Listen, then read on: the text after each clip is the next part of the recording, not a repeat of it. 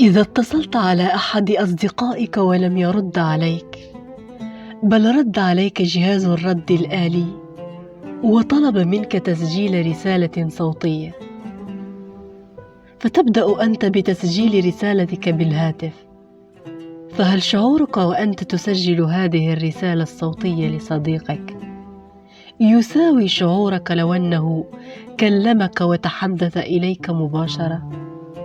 بالطبع لا. ولله المثل الأعلى جل وعلا.